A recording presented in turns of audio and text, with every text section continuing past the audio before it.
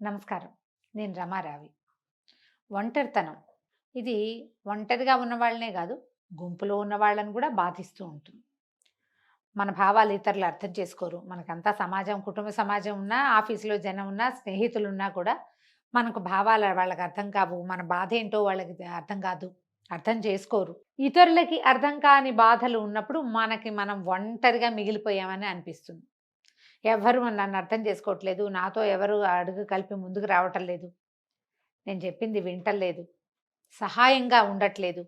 ఇలాంటి భావాలు మనకి జీవితంలో చాలా సార్లు కలుగుతాయండి. చాలా సడెన్‌గా ఒంటరిగా అయిపోయామనిపిస్తుంది. ఇది మళ్ళీ ఏదైనా కోపపైతే జనాలతోటి మళ్ళీ మనం కలవగలిగితే ఇటు కుటుంబంతోటి గానీ, స్నేహితులతో గానీ, సమాజంతో గనక ముందుకెళ్ళగలిగితే ఇది ఒక తాత్కాలికమైన ఫేజ్‌గా ఉంటుంది. చాలా మంది జీవితాల్లో ఇది కనపడుతుంది. పెద్ద పెద్ద సమాజం, కుటుంబ సమాజాలు చాలా పెద్దవిగా ఉన్న వాళ్ళకి కూడా ఇది అనుభవంలోకొస్తుంది ఎప్పుడో ఒకప్పుడు.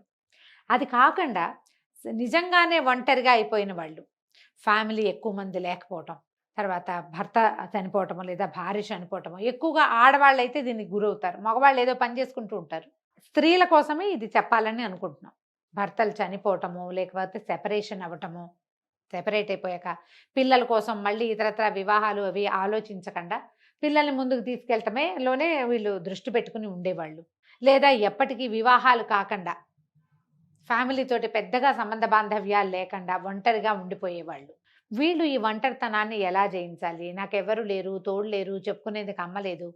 ఇలాంటివి వస్తూ ఉంటాయండి. నాకొచ్చే మెసేజ్‌ల్లో చాలా మటుకు ఏదో ప్రాబ్లమ్‌లో ఉన్నానండి, చెప్పుకోవడానికి మా అమ్మ లేదండి అంటారు. అమ్మున్నా అమ్మతోటి ఆర్చేది, తీర్చేది ఏం ఉండదు కొన్ని సమస్యలకి. కానీ ఈ లేదన్న లోటు, నేను ఒంటరిదాన్నన్న భావన విపరీతంగా బాధిస్తుందండి.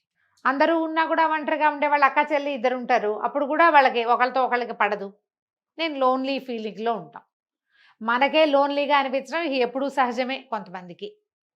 దీనివల్ల డిప్రెషన్‌కి గురవుతారు. క్రమంగా ఏమవుతుంది, సమాజం మీద అయిష్టం వచ్చేసి పోట్లాటకోరులుగా తయారయ్యే వాళ్ళు కొంతమంది. అన్నిటికీ పోట్లాడతారు. చెప్పుకునేందుకు దిక్కు లేకపోవటం వల్ల చివరికి పోట్లాటకోరుతనం వస్తుంది. డిప్రెషన్ వస్తుంది. మానసిక సమస్యలు చాలా రకాలొస్తాయి. దాంతో పాటుగా డయాబెటీస్ వస్తుంది సహజంగా అండి. డిప్రెషను, ఈ ఒంటరితనము, ఈ సింగిల్‌గా థింగ్స్‌ని హ్యాండిల్ చేయలేకపోవటము, వాటన్నిటి వల్ల మనం సమస్యల్లోకి వెళ్తూ ఉంటాం. ప్రధానంగా మనం ఒకటి అర్థం చేసుకోవాలండి. లోకంలోకి మనం ఒక్కళ్ళమే వచ్చాం.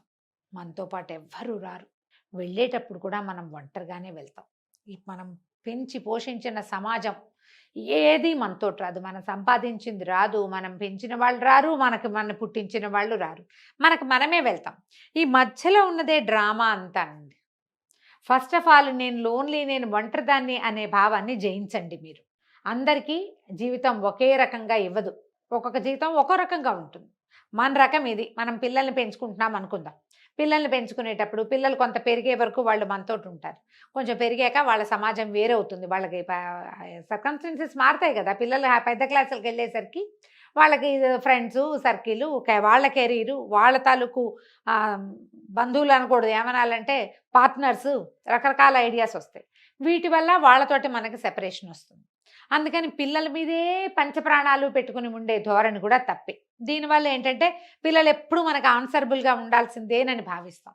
ఓపెన్ అవుతుందా? వాళ్ళు ఆన్సరబుల్‌గా ఉండాల్సింది మనం పిల్లల వెంబడబడి పిల్లలు తోకపుచ్చుకొని వెళ్తూ ఉంటాం. కొన్నాళ్ళు పోయాక వాళ్ళకొచ్చే పార్ట్నర్స్ వల్ల వాళ్ళు మనని విదిలించేస్తారు. మనం ఆ ఆశాభంగాన్ని అసలు తట్టుకోలేం. అందుకని పిల్లలు ఉన్నా లేకపోయినా కూడా మన ఒంటరితనానికి మనమే సమాధానం చెప్పుకోవాలి. పిల్లలని సమాధానంగా భావించకూడదు. పిల్లలు ఒక పార్ట్ మాత్రమే. రెక్కలొచ్చాక వాళ్ళ జీవితాలు వాళ్ళవి. వాళ్ళని వాళ్ళ రకంగా పోనిచ్చి మనం మన రకంగా వెళ్తూ ఉండాలి. వదిలేయమని చెప్పట్లేదండి. చెప్పే పాయింట్‌ని సరిగ్గా అర్థం చేసుకోండి. మనకి వేరొక దారి ఎప్పుడూ ఉండాలి. దానివల్ల మనము హాయిగా ఉంటాం. మన పిల్లలు హాయిగా ఉంటారు. ఈ వేరే దారిని ఎలా ఏర్పరచాలి? ఎవరి పద్ధతిని బట్టి వాళ్ళు వెళ్ళాలండి. మీకేదైనా వినడం ఇష్టమైతే వినండి. ఎక్కడ మంచి స్పీచ్‌లు లభిస్తాయో అక్కడికి వెళ్లి వింటూ ఉండండి. మీకేదైనా చూడడం ఇష్టం, వేరు వేరు ప్రాంతాలకు ఒక చిన్న గ్రూప్ ఆఫ్ ఫ్రెండ్స్‌ని ఏర్పరచుకొని చక్కగా గుళ్ళు, గోపురాలు, లేకపోతే ప్రకృతి దృశ్యాలు ఉండే చోట్లు. అందరికీ గుళ్ళు, గోపురాలు ఇష్టం ఉండదండి. నేను ముందే చెప్తా గానీ అది కాదు. సైట్ సీయింగ్ అయినా వెళ్ళొచ్చు. రకరకాల ప్లేసులు చూడడం. మీకేదైనా చదువుకోవటం ఇష్టం, శుభ్రంగా మంచి పుస్తకాలని మీ స్నేహితులుగా చేసుకోండి. తోట పని ఇష్టం, తోట పని చేయండి. ఇంట్లో పని ఇష్టం, ఇంట్లో పని చేసుకోండి. వంట ఇష్టం, ఇద్దరు ముగ్గురికి ఎవరికైనా ఫ్రెండ్స్‌కి వంట చేసి పెట్టండి మీరు. ఏదో ఒకటి చేసి, ఏదో ఒకటి మనకి సాయపడేది, మన ఒంటరితనాన్ని జయించేది, మనని సమాజంతో కలిపి ఉంచేది అయిన పనిని ఒకదాన్ని పెట్టుకోండి. దీనివల్ల మీరు ఒంటరిగా ఫీల్ అవ్వరు. మీకొక ప్రత్యేక సమాజం ఉంటుంది. లాంగ్ రన్‌లో కూడా అది మీకు ఎప్పుడు మీతో పాటు తోడుగా ఉంటుంది. కుటుంబాన్ని వదిలిపెట్టి సాము ఏమంటారు, నేల విడిచి సాము చేయమని చెప్పట్లేదు నేను. చేయకూడదు కూడా. దాన్ని మనతోటి ఉంచుకొని మనం ఇంకో చోట కూడా ఉండే ఆలోచన చేయాలి. ఇది ప్యూర్లీ అండి తల్లులకి, పిల్లలతో మిగిలిపోయిన వాళ్ళకి, వివాహాలు కాని వాళ్ళకి ప్రత్యేకంగా ఈ వాక్యాలన్నమాట. పిల్లలే ప్రాణంగా, పిల్లలే జీవితంగా ఉంటారు కొంతమంది పాపం. ఇక ఎంతసేపు వాళ్ళు ఫారెన్‌లో ఉంటే వీళ్ళు రాత్రిళ్ళు నిద్రపోరు. రాత్రంతా మెలకువగా కూర్చొని అక్కడున్న పిల్లలతోటి వాళ్ళ జీవితాన్నంతా తెలుసుకోవడానికి ప్రయత్నం చేస్తారు. వాళ్ళ పార్ట్నర్స్ ఒప్పుకోవాలి కదండీ! అవతల పిల్లల తాలూకు భర్తలో, భార్యలో ఒప్పుకోవాలిగా. మనం వాళ్ళ ప్రైవసీని దెబ్బతీస్తామని మనకనిపించదు. మన సాటిస్ఫాక్షనే మనకు అలవాటు కదా! ఎప్పుడు రోజంతా పిల్లలతో మాట్లాడడం, ఆ పెళ్ళాం వచ్చినా లేదా ఆ మొగుడొచ్చినా మనతోటే మాట్లాడాలనుకుంటాం. లేకపోతే మన పిల్లాడు మనకు వదిలేసాడు అనుకుంటాం. అడ్డాల నాడు బిడ్డలు, బిడ్డలు గడ్డాల నాడు కాదు కదా! ఇలాంటివి చెప్పుకుంటాం. అది కాదండి, అది తప్పు. అలా చేయకూడదసలు. ఈ రోజున అస్సలు చేయకూడదు. దీంట్లో మీరు ఏమైనా వృద్ధాశ్రమాలకు వెళ్ళొచ్చు, ఏదైనా చైల్డ్ కేర్ సెంటర్‌కి వెళ్ళొచ్చు, ఏదైనా ప్లే స్కూల్స్‌కి వెళ్ళొచ్చు. శుభ్రంగా చక్కగా పని చేసుకోవచ్చు. మీకు ఎక్సర్సైజ్‌లు, యోగాలు ఇంట్రెస్ట్ ఉంటే అవి చేసుకోవచ్చు. ఏదైనా చేయండి. మీ అమ్మా నాన్నని చూసుకోండి, మీ అక్క చెల్లెళ్ళని చూడండి, మీ కజిన్స్‌ని చూడండి. ఎవరో ఒకళ్ళతోటి మీ సంబంధ బాంధవ్యాల్ని విస్తరించుకునే ప్రయత్నం చేయండి. నాకు అమ్మ లేదు చెప్పుకునేందుకు, నాన్న లేడు ఆలోచన చేయకండి. ఎవరికీ అందరికీ అమ్మా నాన్నలు ఉండరు. ఉండేవాళ్ళు అదృష్టవంతులు, వెళ్ళాల పెట్టి పుట్టారు. మనకు లేకపోతే మనమే మనకు అమ్మా నాన్న. మన సంగతి మనమే చూసుకోవాలి. ఇలా ఆలోచించి మీ ఒంటరితనాన్ని పక్కకి తొలగదీయండి. నేను ఒంటరిని అనేది శాశ్వతమైన భావనండి. అందులో నుంచి మనం బయటపడలేం. కానీ సమాజాన్ని మనతో ఉంచుకునే ప్రయత్నం మాత్రం మనం ఖచ్చితంగా 100% చేయొచ్చు. అలా చేయడానికి ట్రై చేయండి. మీ అక్క చెల్లెలతోటో, అన్నదమ్ములతోటో సంబంధ బాంధవ్యాలు, ఆస్తుల వల్ల కావచ్చు, వివాహాల వల్ల కావచ్చు, ఏదైనా సమస్యలు కావచ్చు, దేంతో ఒక దాంతోటి మనకు వాళ్ళతో సెపరేషన్ వచ్చేస్తుంది.